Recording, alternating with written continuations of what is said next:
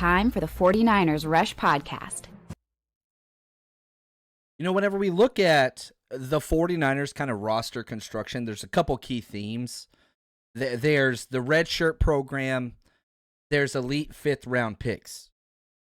Deommodore Lenoir fits both of those to a T. Like, he is the blueprint of exactly how the 49ers want to build and establish their roster.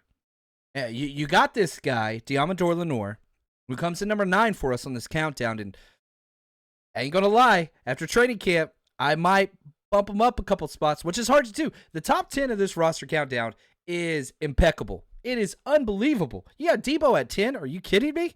And then you get to 9 and you're like, and that's the thing. Like, every single time I'm looking at this roster and I'm going through and, you know, we're adapting and making notes, and I'm just like, man, he should be higher. Who's next? Oh, well, he should be higher too. Oh, who's next? Like, it's just, this roster is absolutely stacked. It's stacked. And with Deommodore Lenoir, like, I've said this, I was on KMBR, I think, is where I said it. If I could buy stock into one player on the 49ers roster who's about to just blow the doors off of what everybody in the NFL thinks of him, it's Deommodore Lenoir. You could say he's already had his breakthrough year, and that's 100% accurate. He was the best player in the NFL in the 49ers training camp, period.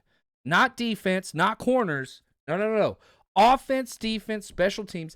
The number one player this 2024 49ers training camp. He was the best. Number 1 overall. He comes in number 9 for us.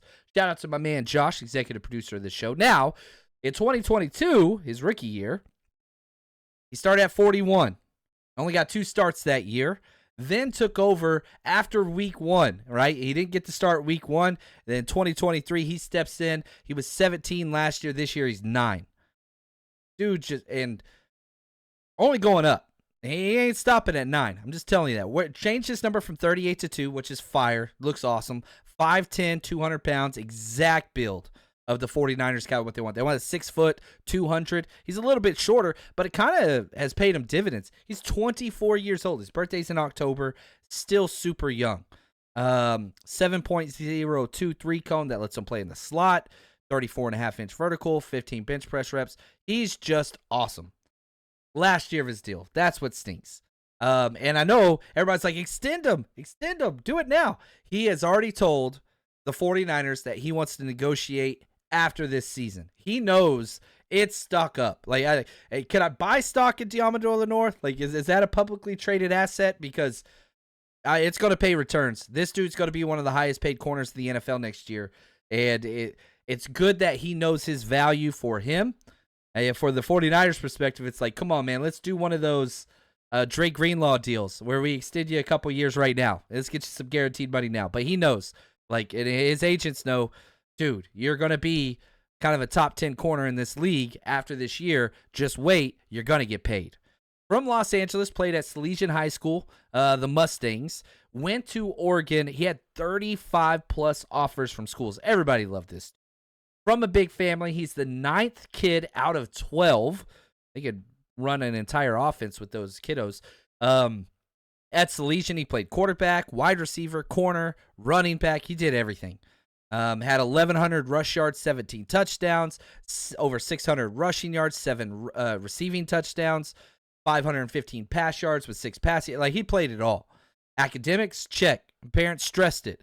Quote, you have to stay in the classroom and do what you're told to do, end quote. That's what his parents would always say. Graduated with a 3.5 GPA, solid. And he was the number 1 athlete coming out of L.A., according to the Los Angeles Times, and kind of what they did. He played all over the place.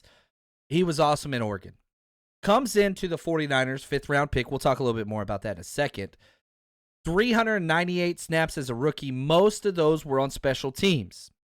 Last year, or in his second season, 2022, about 1,000 snaps. It took over, and it just proved that he kind of belonged, and then just clamps. Like, the problem now is he a better outside corner or slot guy? He likes the slot. He is fought to play the slot. He was on Sherman's podcast, Richard Sherman, and said, I wanted to play in the slot in the Super Bowl. They wouldn't let me. They wouldn't let him because Ambry Thomas, another player drafted whenever he was out there, just came off the worst back-to-back playoff games of a cornerback in NFL history almost.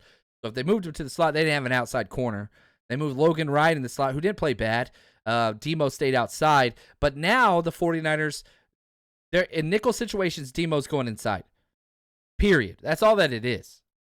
And he's just continued to show and develop into just being an absolute freak. Listen to Fred Warner talk about Deommodore Lenoir. Demo, one of the best football players we have on this team, in my opinion, doesn't get talked about enough. I think the things that we ask him to do week in and week out, the fact that he's able to play outside corner and nickel, and the humility to even do that, you know what I'm saying? Like, he's, like I said, one of the best players we have, and I love taking the field with him. He's just got a nose for the football, is physical, can cover really well. He's been doing awesome for us. Nickname's the Hyena, which is awesome. That tells you who he is and who he plays as and the personality. Turn it into a trash talker, which I love. Yeah, I want my DBs talking trash. It's just what it is. And, might be the best run-defending defensive back we have. Him and Huff, just incredible. Jair Brown's not bad. Like, we don't have bad run-stuffing defensive backs. Ambry Thomas is maybe one of the worst in the NFL, but the rest are all incredible. 8 tackles, 1 forced fumble in the Super Bowl. I mean, he has just played in a way that is incredible. And the versatility, just last year, 345 snaps in the slot, 536 out wide. He could do it all. And every one of his PFF scores increased in the postseason. So he's somebody that shows up and plays his best when it matters, which I think is just awesome. And how we got him is great. We traded Quan Alexander to the Saints for this 5th-round pick, which I remember. That Quan Alexander contract was just absolutely horse manure. It was terrible. There's no way we were going to trade him. The fact that we got a 5th-round pick, I put this, the Trent Williams, the Laken Tomlinson, and Jeff Wilson trade. Like, there are just like 4 trades the 49ers have done since Shanahan showed up where I'm just like, whoo. I don't know how y'all did those trades, but every single one of them were fire. This was one of them. You got that future fit, turned it into Deommodore Lenoir, and now what's going to happen is, worst case scenario, Deommodore Lenoir balls out, becomes one of the top 10 highest paid corners, and you get a 3rd or 4th comp round pick for him, which is just recycled in that Quan Alexander trade. I don't know how we traded Quan Alexander in that contract. Still don't. Love Quan, but he was, anyway, whatever. And on top of that, you look at that draft just by itself back in 2021. I know it's the Trey Lance draft, and everybody can be pissed about that. That's cool. You look at that 5th round, the 2 best players in that 2021 5th round draft, we got them both. All-Pro, Talanoa Hufanga, and Deommodore Lenoir. It's not even close. The next best player is probably Ernest Brown the 4th, right? The Rams linebacker who they're about to trade. Like, Niners dominated. That draft was a very good draft. The Trey Lance pick, that's going to set you back, obviously. But Demo and Talanoa, good gosh. If you spend a 1st-round pick, probably not the 3 overall, probably not trading 3 1st-round picks. Deommodore, it's not like worth that. But you go back and redraft that draft, Demo's going in the 1st round. Period. He's too valuable a position, too versatile, just too damn good. Been healthy, too. He's played. Injuries haven't really existed at all. Last year of his deal, so excited. What to expect from him? He's going to be moving inside. Like, he'll be outside corner in our 4-3 package, right? 4-3, 4 down linemen, 3 linebackers. He'll be outside. Any nickel situations, he's going inside. So much so, they even moved Renardo Green, the rookie that they drafted the 2nd round. They started him at slot only. Now he's playing outside because no matter what, Demo wants to play inside, which usually hurts the contract value of corners, but Demo loves it in there. So he's going to get paid. I hope it's with us. I hope we can extend him. He's number 9 on this year's list, and I projecting he's probably going to be number 5 or 6 next year, but the 49ers are just stacked. Demo, by far one of my favorite players that you could just rely on and always does the job he's supposed to do. Fits the Niners culture to a T. Physical, mean, tone setter, reliable, versatility. Great dude in the locker room. Everybody likes him. Demo comes in number 9.